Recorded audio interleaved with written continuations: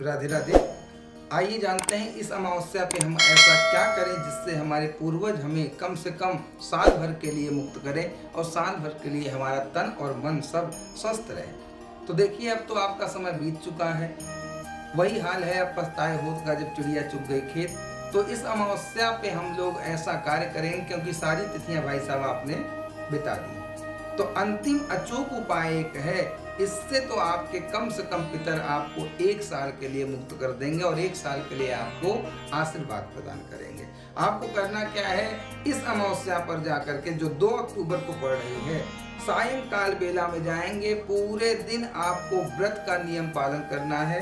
केवल जल पी के, अगर शरीर साथ नहीं दे रहा है तो फल और मिष्ठान भी आप ले सकते हैं। अगर शरीर सही साथ दे रहा है तो आपको केवल जल पे पूरे शाम तक, जब तक सूर्यास्त नहीं हो रहा है, सूर्यास्त तक आपको केवल जल पे रहना है। सूर्यास्त के समय करें क्या, जिससे आपके पितर मुक्त होंगे, क्योंकि उनके साक्षात देवता जो है वो सूर्य नारायण है। तो सूर्य नारायण को जा करके सर्वप्रथम प्रणाम करके 1 लोटा तांबे के लोटे से आप अर्घ से जल देंगे, जिससे सूर्य नारायण प्रसन्न हो। उसके बाद सूर्य नारायण को प्रणाम करते हुए आप समस्त पितरों को प्रणाम कीजिए, समस्त पितरों को याद कीजिए और उनके निमित्त भी कम से कम 1-1 लोटा जल आप दें। जो भी जलाशय हो, गंगा हो, जमुना हो, सरस्वती हो, नर्मदा हो, कावेरी हो, सरयू हो, और ये नदियां अगर नहीं हैं तो जो भी नदी आपके आसपास हो, जो भी सरोवर हो, जो भी ताल हो, और ताल भी नहीं है, मान लीजिए आप फ्लैट में रहते हैं, छत पे रहते हैं, कुछ व्यवस्था नहीं है,